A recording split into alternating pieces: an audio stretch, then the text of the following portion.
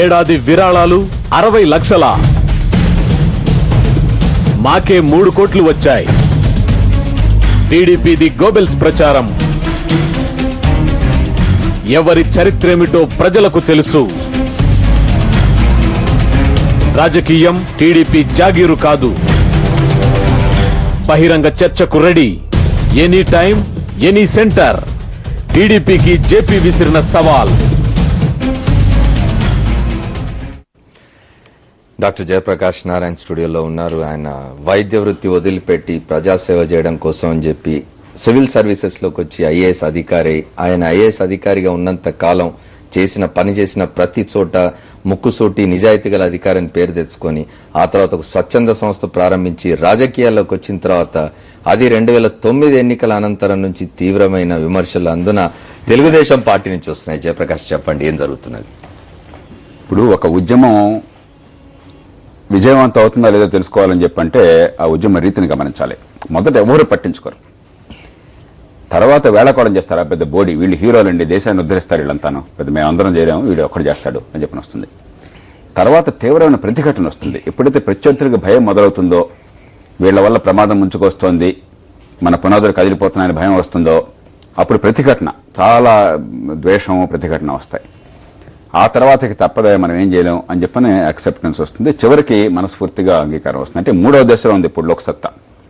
తీవ్ర ప్రతిఘటన మేము నిజంగా ఎంత ప్రతిఘటన వస్తుందని ఆశించలేదు. ఎందుకంటే అంత పెద్ద ప్రభావం మా వల్ల ఎన్నికల్లో లేదు. నిజానికి లోక్సత్తాకి ప్రజల్లో ఉన్నటువంటి సానుభూతి, నమ్మకం, గౌరవం దాంతో పోలిస్తే మాకు వచ్చిన ఓట్లు చాలా తక్కువ. దీనికి ఇంత బెదిరిపోతున్నారు. ఆ సానుభూతి, గౌరవం ప్రకారం ప్రజల మనసుల్లో ఈ దేశంలో ఎలాంటి మార్పు కావాలో ఆ కోరిక ప్రకారం ఓట్లు పెడితే వీళ్ళు వెళ్ళిపోతారు ఇళ్ళకి. అందుకోసం వచ్చిన సమస్య అంతా కూడా. కానీ తెలుగుదేశం పార్టీ, ఇప్పుడు ఇతర పార్టీలు కూడా ఉన్నాయి, జాతీయ పార్టీలు ఉన్నాయి, కాంగ్రెస్ పార్టీ, భారతీయ జనతా పార్టీ ఉన్నాయి, కమ్యూనిస్ట్ పార్టీలు ఉన్నాయి. నిజానికి కమ్యూనిస్ట్ పార్టీలు చేయాల్సిన పని మీరు చేస్తున్నారు. ఈ మధ్య చాలా పనులు కమ్యూనిస్ట్ పార్టీలు చేయాల్సినవి, వారికి కోపం రావచ్చు బహుశా, గానీ చాలా పనులు మీరు చెప్తున్నారు, మీరు చేయాలంటున్నారు. అవినీతిని నిర్మూలించాలి, ఇతర డెమోక్రటిక్ ప్రాసెస్ ను స్ట్రెంగ్తెన్ చేసే విషయంలో మీరు మాట్లాడుతున్న మాటలు, మీరు చేపడుతున్న కార్యక్రమాలకు సంబంధించి ఆ పార్టీలు వేటికి లేని ఇది తెలుగుదేశం పార్టీకి ఎందుకు వస్తుంది? అంటే దీనిలో 2 అంశాలు ఉన్నాయి. మొట్టమొదటిది, అధికారం కోసం పెనుగులాట ఉన్నది ప్రధానంగా కాంగ్రెస్ టీడీపీల మధ్య వారు భావిస్తున్నారు. కాబట్టి మేమిద్దరం ఉండగా ఈ స్పేస్ అంతా మేము ఆక్యుపై చేయాలి, మధ్యలో వీళ్ళెవరు అనవసరంగా మాలో చొరపడుతున్నారు, మా జాగీర్ని కొల్లగొడుతున్నారని చెప్పిన భావన వీళ్ళకు ఉండడం. రెండోది, ప్రజలంతా కూడా కాంగ్రెస్కో టీడీపీకో కట్టు బానిసలని భావించడం.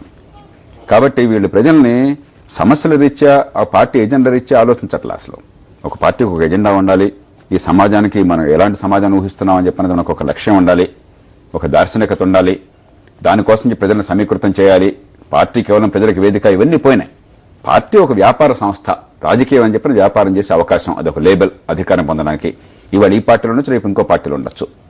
ఈ పరిస్థితుల్లో వీళ్ళ ఆలోచన ఏమిటంటే, అయితే కాంగ్రెస్ ఓట్లు, లేకపోతే కాంగ్రెస్ ఏతర ఓట్లు. కాంగ్రెస్ ఏతర ఓట్లలో ఏ ఒక్క ఓటు ఇంకొకళ్ళు తీసుకున్నా కూడా ఏదో మా గినపెట్టి నుంచి కొల్లగొడుతున్నారు అని చెప్పి ఏదో కొన్ని ఈక్వేషన్లు వేసుకున్నారు. ఇంతకంటే మూర్ఖత్వం ఇంకోట్లేదు. రాజకీయ పార్టీలు ప్రజలకి వేదిక. ఎన్నికలు పోటీ చేసే వాళ్ళని గురించి, పార్టీలను గురించి కాదు. వీళ్ళంతా అనుకోవచ్చు రేపు మేయర్ పదవాడు కోసం అని చెప్పనో, లేదా ఏ పార్టీ గెలుస్తుందనో అందుకోసం ప్రజలు ఓటు వేయట్లా, అందుకోసం ఓటు వేయకూడదు. ఒకళ్ళు వేస్తే చాలా తప్పు.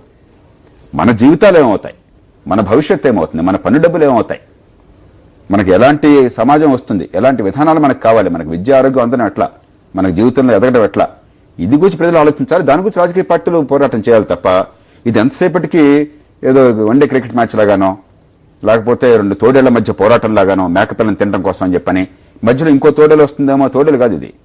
అయినా కూడా పొరపాటున మేకపిల్లని తినడంలో ఇది వాటా కోసం అడుగుతుందామో అని చెప్పని ఆ రకమైనటువంటి ధోరణి వల్ల వచ్చిన సమస్య. కానీ స్వచ్ఛంద సంస్థగా ఉన్న దానికంటే రాజకీయ పార్టీగా మారితే ఎక్కువ సేవ చేయగలం, ఎక్కువ ఫలితాలు వస్తాయని ఎందుకు అనుకుంటున్నారు?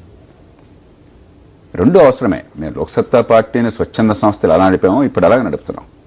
లోక్సత్తా పార్టీ తీరు కానీ, ఆలోచన కానీ, భావజాలం కానీ, లేకపోతే విధానాలు కానీ ద్వేషం లేకుండా అందరి మధ్య సమన్వయం సాధించడం కోసం, సామరస్యంగా ఉండటం కోసం చెప్పని మరి సరైన పద్ధతులు రూపొందించడం కానీ మొత్తం కూడా స్వచ్ఛంద సంస్థ ఇది తేడా లేదు. జయప్రకాష్ గారు, మీతో మాట్లాడడానికి తాడిపత్రి నుంచి శంకర్ రెడ్డి లైన్ లో ఉన్నారు, ఫోన్ లైన్ లో. వారితో మాట్లాడదాం. శంకర్ రెడ్డి గారు అడగండి. జయప్రకాష్ నారాయణ ఇక్కడ.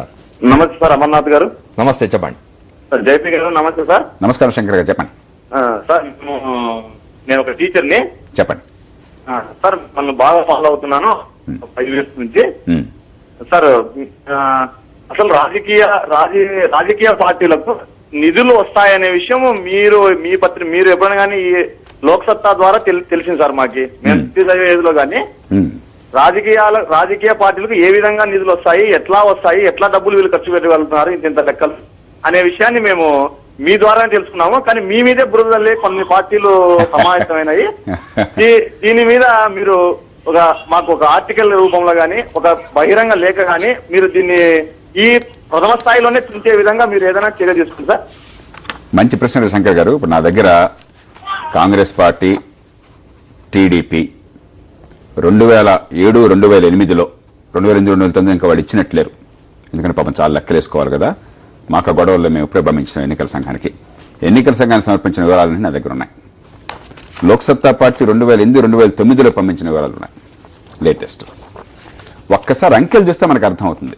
దీనికి ఎవరేంటనక్కర్లా, ఏమాత్రం ఇంగిత జ్ఞానం ఉన్నా, మనసులో ఏమాత్రం కొంచెం 1% నిజాయితీ ఉన్నా మనకు అర్థమైపోతుంది.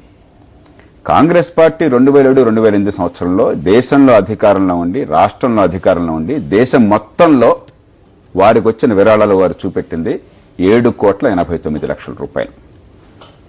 20,000 ఆ పైన బడి వచ్చినటువంటి విరాళాలన్నీ కూడా ఎన్నికల సంఘానికి చూపెట్టాలి. 7,89,00,000 రూపాయలు దేశం మొత్తంలో అధికారంలో ఉన్న పార్టీ. తెలుగుదేశం పార్టీ 25 ఏళ్ల చరిత్ర ఉండి ఇంత పెద్ద పార్టీ ఒక్క మహానాడు జరిపితే వాళ్ళు ఎన్ని కోట్లు ఖర్చు పెడతారో మనందరికీ తెలుసు. 2007, 2008లో వారు చూపించిన విరాళాలు 61,89,000. ఇప్పుడే పుట్టి ఒక్క ఓటు కూడా కొనకుండా, ఏ నియోజకవర్గంలో కూడా పరిమితి మించి ఖర్చు చేసే శక్తి లేక చాలా నియోజకవర్గాలు ₹1,00,000 ఖర్చు పెట్టినటువంటి అభ్యర్థులు ఉన్నటువంటి లోక్సత్తా పార్టీ మాకొచ్చిన విరాళాలు 3,51,00,000 రూపాయలు. దానిలో 20,000 రూపాయల పైబడి వచ్చినవి బహుశా 3,10,00,000 ఉంటాయి. ఒక్కసారి ఈ రాష్ట్రం రాజకీయం గురించి ఎవరికి తెలిసినా సరే, లోక్సత్తా పార్టీ ఎంత ఎన్నికల్లో ఖర్చు పెట్టింది, నియోజకవర్గాల్లో ఓటు కొనడం కోసం ఒక్క చోట ₹1 ఖర్చు పెట్టారా, ఒక్క బ్రాంతి చుక్కన్న పంచారా లేదా అందరికీ తెలుసు. పార్టీలకు అతీతంగా ఈ రాష్ట్రంలో అందరికీ తెలుసు. నేను గర్వించేది ఏమిటంటే, లోక్సత్తా బీఫామ్ తీసుకుని అసలు మళ్ళీ కనిపించకుండా వెళ్ళిపోయిన వాళ్ళు కొందరు ఉన్నారు. కానీ ఎవరూ కూడా గడ్డి తినలా, ఎవరూ కూడా దుర్మార్గ పనిచేయాల, ఓటు కొనడం కానీ బ్రాంతి పంచడం కానీ ఒక్కడు కూడా చేయాల. నేను సగర్వంగా ఆ మాట చెప్పగలను. రాష్ట్రంలో ఒక్కడింతవరకు ఆ మాట కూడా నేను సాహసం చేయలేకపోయారు. మేము చేసిన ప్రచారం వల్ల కూడా మాకు బలమైన సందేశం ఉంది, బలమైన భావజాలం ఉంది. కాబట్టి దాన్ని టీవీ కానీ మిగతా రూపాల్లో కానీ అతి తక్కువ ఖర్చుతో అతి ఎక్కువగా జనంలోకి ఎలా వెళ్ళగలం ఆలోచించి మేము ఆ రూపంలో తీసుకెళ్లే ప్రయత్నం చేస్తాం. మా మెసేజ్లో ఉన్న బలం వల్ల బ్రహ్మాండంగా ప్రచారం కనిపించింది. అని శంకర్ రెడ్డి ఏమంటున్నారంటే, మీరు ఒక బహిరంగ లేఖ గానీ ఒక వ్యాసం గానీ రాస్తే బాగుంటుంది దీని మీద అంటున్నారు. రాస్తాను, తప్పకుండా రాస్తాను. ఇప్పుడు అందుకని ఇప్పుడు ఈవేళ ఇది కూడా ప్రజలకు ప్రత్యక్షంగా వెళ్ళే రూపమే కదా. అంటే 3,5 కోట్ల రూపాయలు మేము మాకు రావడం, మాకు ఖర్చు పెట్టడం, అది ఎంత వాస్తవం అందరికీ తెలుసు. 62 లక్షల రూపాయలు టీడీపీకి ఒక మండలంలో ఎన్నికలకు సరిపోయి వాళ్ళకి. ఇప్పుడు అట్లాగే అనంతపురం నుంచి మరో కాలర్ సర్దార్ లైన్ లో ఉన్నారు. ఆయనతో కూడా మాట్లాడదాం. సర్దార్ చెప్పండి. అదే సార్ నమస్కారం సార్. నమస్కారం, చెప్పండి. టీవీ తగ్గించండి, మీ టీవీ వాల్యూమ్ తగ్గించండి. అదే సార్, డాక్టర్ జయప్రకాష్ నారాయణ గారికి నమస్కారం సార్. నమస్కారం, చెప్పండి. అదే సార్, మీరు 3 కోట్లు మీకు మొన్న దాకా సంవత్సరం వయసుండే మీ పార్టీకి 3 కోట్లు వస్తే 60 లక్షలు మాకు వచ్చిందని వాళ్ళు పబ్లిక్ కి, మీడియాకి, మొత్తం ప్రపంచాన్ని నమ్మించగలరు కదా సార్. అది నమ్మించగలిగారు అంటున్నారా? ప్రపంచానికి చెప్తున్నారు అంతే. అది ఎంత వాస్తవం మీకు తెలుసు, నాకు తెలుసు. కాదు సార్, వాళ్ళు మీడియాని ఇప్పటికీ మోసం చేస్తున్నట్లే కదా సార్. మీడియాను మోసం చేస్తున్నట్టేనా? మీడియాని ప్రజల్ని మోసం చేస్తున్నారు.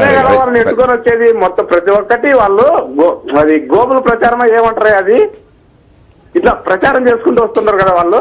అందుకని చెప్పండి. అంటే వాళ్ళ మాట ఎక్కువ ఫాలో అయింది, ఎక్కువ ఇది జరుగుతుంది కదా సార్.